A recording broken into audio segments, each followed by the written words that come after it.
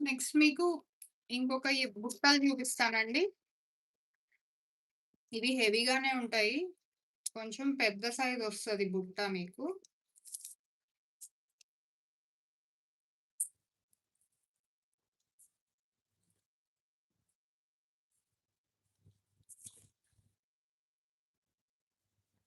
చూస్తున్నారు గదా!